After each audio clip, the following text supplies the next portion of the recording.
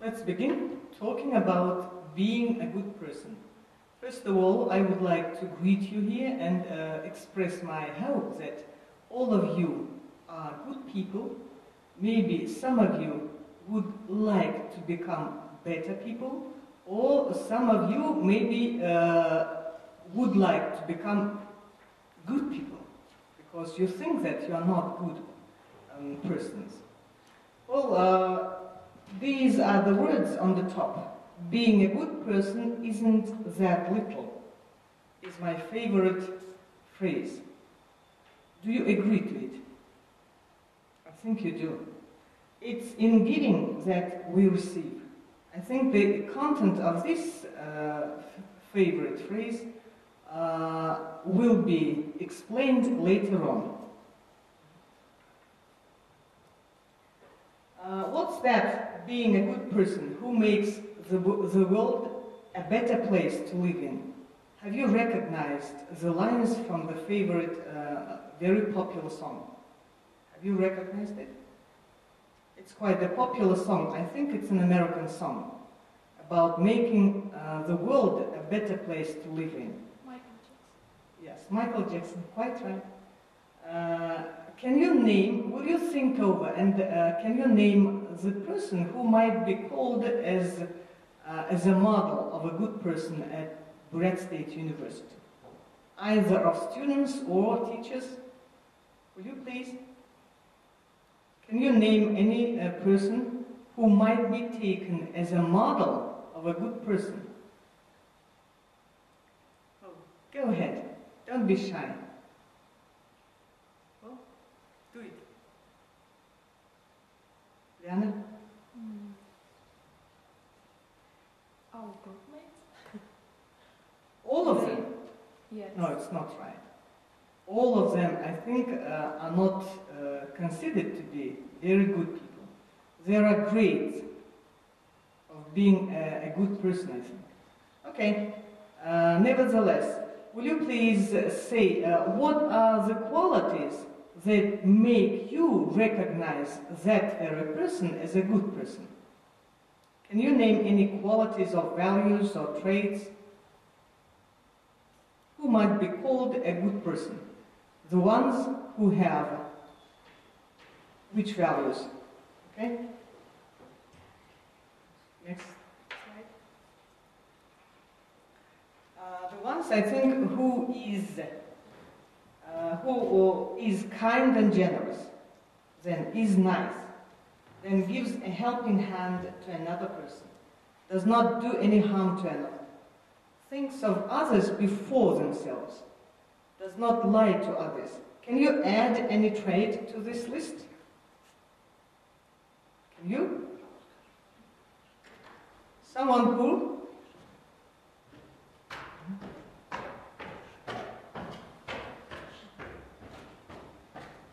So, what is it? Что это? Ну, это просил тот человек, который снимал. Так, вы можете выключить, потому что у нас вот все уже, лекции немножко. Давайте заново.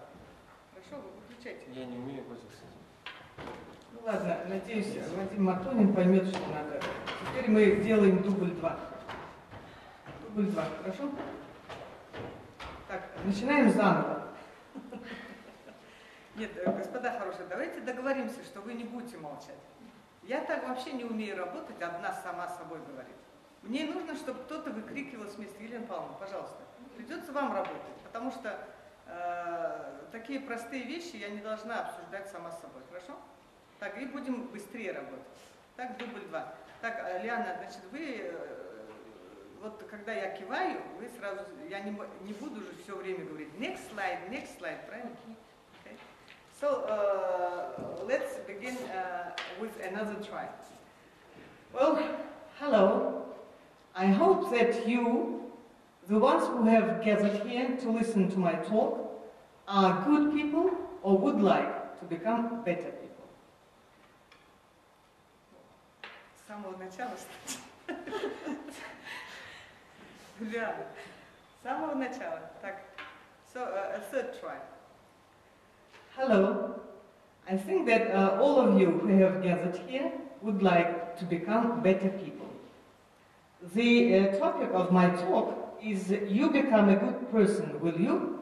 It means that this topic is not descriptive. I wouldn't describe what a good person is like. I would like to make you just make better people. It means that the theme of my topic is prescriptive. It means that I would like to prescribe what are the ways to become a good person or a better person, okay? So on the top you can see two favorite phrases. I regularly use these phrases to make a reproach, sometimes to make a hint or something like that. So do you agree to these phrases? Do you agree with these quotations? I think you would. Well, what's that, being a good person? Can you name any good person's traits? Can you imagine who a good person is like? I think that in your group or in your environment, in the community we live in, there are a lot of good people. You can easily select them. Will you please imagine who might be a model of a good person, okay?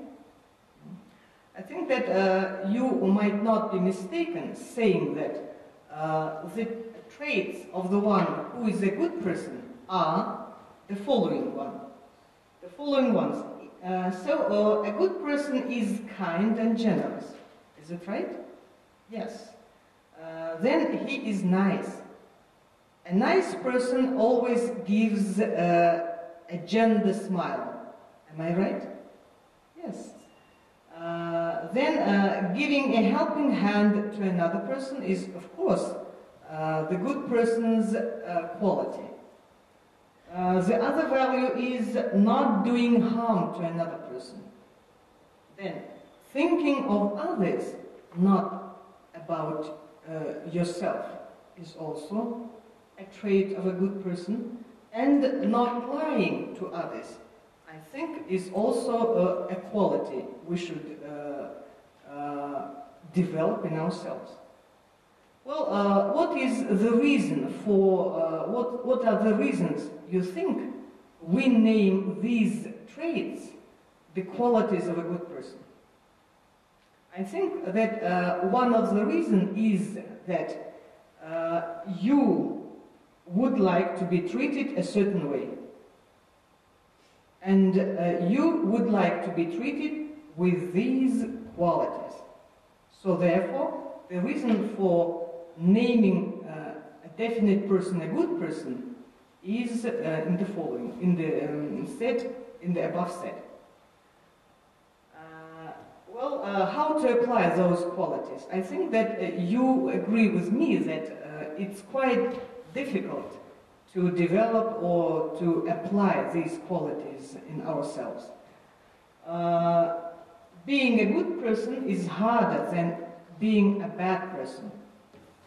Of course, there are a lot of explanations to it.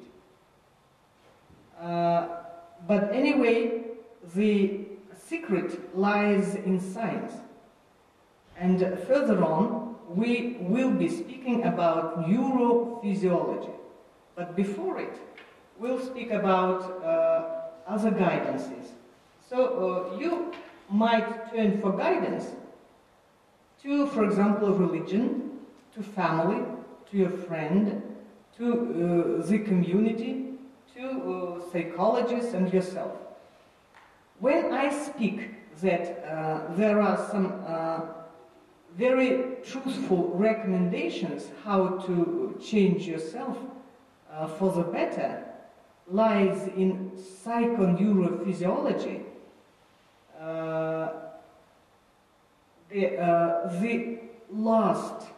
the last, that is yourself, is a better answer. So you should turn not to your friend or to your family, rather to yourself. Because everything that happens, either physical acts or mental acts, or speech productions and speech perceptions, everything comes from the brain. Do you agree to it? We do, actually. Well, so we take a goal, which might be named a goal for personal responsible development. Okay? Well, what about psychology? I have written down here 2 major basic recommendations. So what do psychologists say about the way to change yourself? They say that you should study the lives of persons you consider as good and try to emulate them. Emulate means sort of copying. Then you should study the lives of persons you consider as not so good and identify similar faults in yourself and correct them. But psychologists do not draw certain algorithms how to do it. So let us try now come closer to the physiology, that is neurophysiology. Well, can neurophysiology cast light on? It can. Let us revise what happens in your mind, what happens in your head. First, you think a thought. Is it right? Before acting, you appear in your mind a certain thought. Then you act. But is there any other stages between them, between thought and speech, between thought and act? So the prompt is written down here. Where is cognition that builds experience? So when a person thinks a thought, of course he does not pilot from an empty place. Am I right? Because you have built up your own experience, it means that you have built up your own mental world in your head. So the latter is due to the way you cognize the exterior world. So around you there is an exterior world, and you cognize it a day by day, a year by year, and you construct your own mental world. So as the mental world, as the thought. As the thought, so the act. So you see that there is a very tight correlation between all those components. Well, you know that neuron is the substance that pilots any act, whatever nature it is. Your act might be mental, physical, or just speech act. In every act, you activate, you make vibrate your neuron ties. It means that any neuron tie, any neuron group pilots or activates their own act. It means that the same neuron ties do not activate different acts. So if you speak, certain neuron ties are given impulse. When you think, another tie is given impulse to. So this is the neurophysiological law. Well, have a look at this picture. So every time you produce an act, you are given a variant, a version, which one to follow. So there is an aversion to lie or not to lie, to say rude words or to say tender words, just to give a lending hand or not to give a lending hand. The matter is conscious or unconscious acts. So we are now speaking about being conscious, that is exerting control over your acts, or just doing unconscious, uncontrolled acts. Well, now the most difficult information, you can see it on this slide. I will try to explain in simple words. So what is the basic information you should know about neuron activation or neuron being given certain impulse? So first of all, neurons are activated via electrical charge and via chemical transformation modes. So if, for example, I'm raising my hand, it means that certain neuron ties are given impulse to within my head, within my cerebral cortex. If now I'm speaking, but at the same time I'm thinking, so it means that a lot of thousands and millions of neuron ties are now electrically and chemically activated in my conscience and in my mind. The second item, which reads extinction of the neurons not in claim, means that, for example, you in your experience had a habit, for example, embroidering. That is, you embroider different sorts of designs. Then 10 years passed and you gave up this skill. So these corresponding neuron ties are not in claim now. So they have the tendency to be extinct. So they gradually vanish. This is the second law. But instead, there are a lot of thousands and millions neurons which appear every day. The scientific term for appearing is proliferate. Proliferating neurons means that they come up anew daily and minutely. So every person has a challenge to specialize neuron ties. For example, you've been tired of lying, of, for example, telling a lie. So you take an oath not to lie. So you begin just stopping your habit, and then you are exploiting the other set of neuron ties. That is, that are by the time quite vacant, and they would like to be specialized. Specialization, flexibility, and new agreement modes formation. So I think you've been given an explanation to it. And then neuron ties activate not as a response to exterior stimuli, but as a means to realize behavior objectives. Objectives means aims or purpose.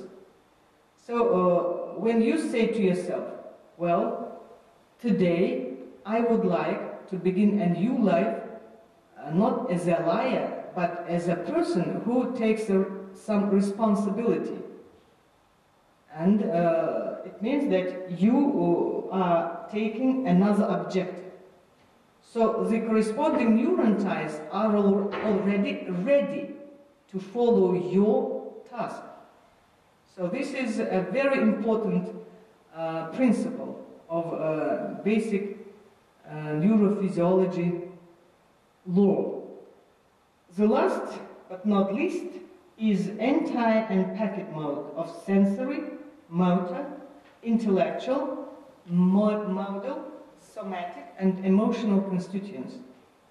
It means that when you think and speak, a whole combination of neuron ties are activated. It means that some emotional neuron ties, at the same time somatic, emotional, rational, intellectual, and whatnot, are simultaneously activated. So will you show the other slide which depicts you in a picture. So here you can see sensory, neurotized, emotional, somatic, intellectual, rational, or something like that. It means that when you speak, only motoric neurons are given impulse to. But when you think, a whole integrity also activates. Well, there is another picture showing that there are different models, of course. So the thought, as the thought, so the model. I think you can easily understand it.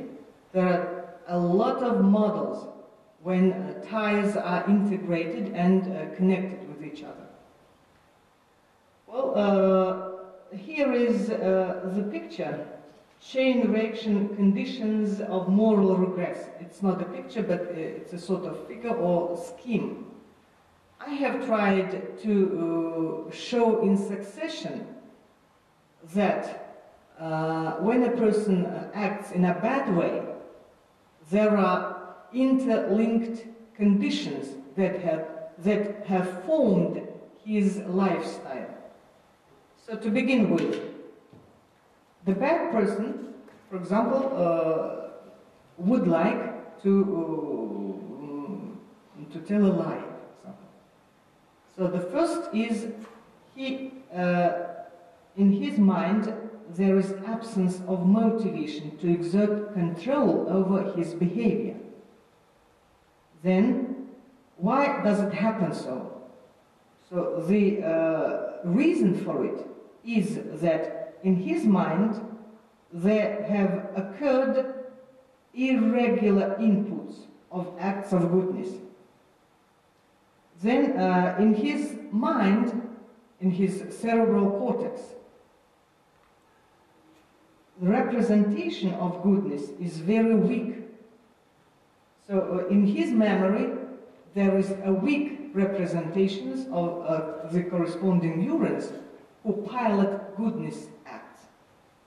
Then, of course, the ones who would like to pilot good acts are not mobile, they are not energetic, they are not active. So it means that there is a loss of neuronized mobility. Then the other condition is cognitive difficulties to react in a goodness way. So you've got used to behaving like this. It means that it's quite difficult to react in another way. And the last is there is inability to disclose goodness in output. So input and output. I think you might easily understand its correlation.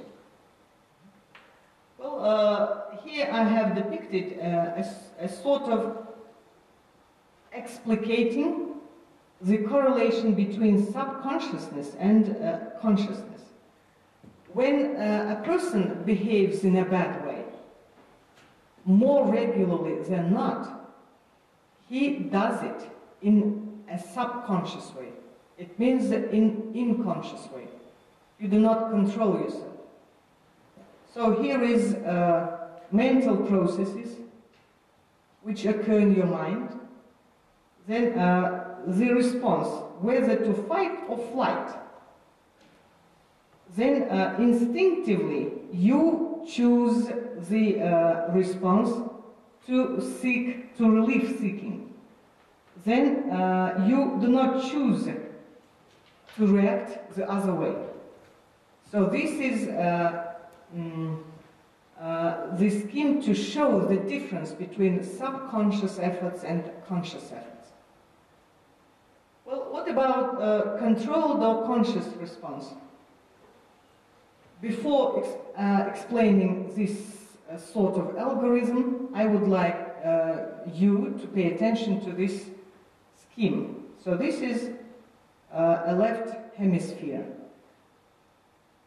There are language 1 and language 2 bodies or words or lexemes, whatever you name them, they are located separately.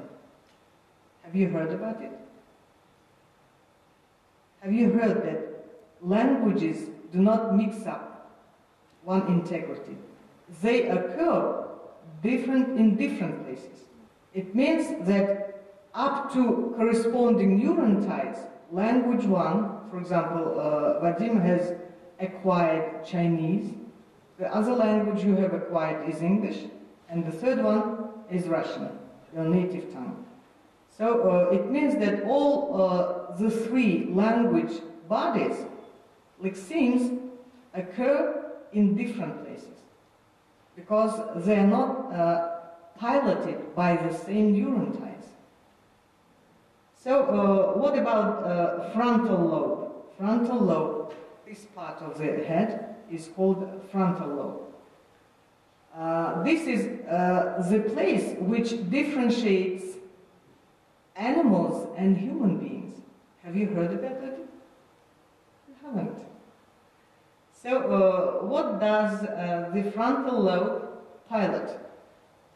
It's responsible for planning and for drawing strategy. So human beings, hence born as humans, should use this frontal lobe.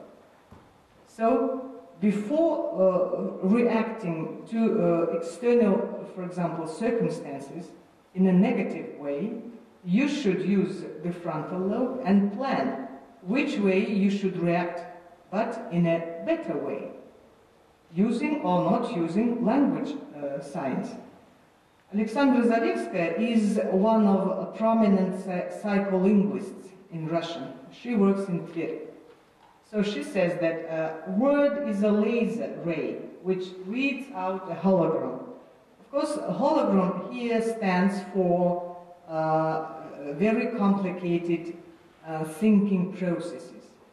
So you think different thoughts, but you should choose the right or the proper word to manifest your thoughts.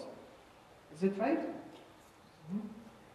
Well, so this way, by being aware of the true internal happenings, that is, cognitive things that occur and act in a certain way in your mind, you should be on your way to the true meaning of life, and you will become a better person or a good person. Well, and if it is said metaphorically, it should be said like this: you have planted the good seed in your minds, and it may take some time to respond to it. Just be yourself. Don't look back at the other person, and don't get different jealousy or some other negative feelings plant and grow up in your mind. Do good things as simply as you can show and manage to do. Remember that people will be nice to you if you be nice to them. Well, this is another scheme of showing how to have your goal followed. For example, so it's a lesson we have now already had. So first, you think not in an empty place, because in your mind there is a lot of knowledge. So first, you are purifying or improving your knowledge base. Then, for example, in every concrete act, you plan which way to react or to do. You control yourself. Every uncontrolled or subconscious things must be put a damper. Then the control brings you to driving. What about synchronizer? Synchronize means taking into account. I think that senior students maybe would understand what synchronizer stands for. Synchronizing means a sort of pragmatizing things. What's pragmatics? Can you explain what is pragmatics? Diana. Pragmatics is taking into account who you speak to, in what situation you speak, The purpose of communication. the purpose of communication you have, then the situation in which you partake, then what else? The language you talk to each other in, then the personal traits you acquire, and your communicant acquires also. So these are the things you take into account while entering a communication. So synchronizing is another term for pragmatics. Then your control, of course, brings some change to your sensing and learning. Of course, it's a sort of generalizing things, but anyway, it shows a certain way to put a damper on negative impulses and giving directions to good acts. Here is the other metaphor. Do you know that in physics there is YouTube? Have you heard of it? I think you have. So YouTube, which way does it work? So there are two vessels interconnected. If the water in one of the vessels grows, will you help me? It decreases in the other vessel. So this is the law of YouTube principle. The same way you cultivate good traits, it means that the number of your bad traits decrease in number. Is it the same principle? Yes. Next. So it's always good to be a good person. Here good means beneficial. So treat your life as just a chance to become a better person. And postscriptum says, and disprove the proverb, sour grapes can never make sweet wine. After you have heard a small talk about the way to correct or improve your inner world, you can easily disprove this proverb. Am I right? I think I am. And the last final word is thank you for your attention.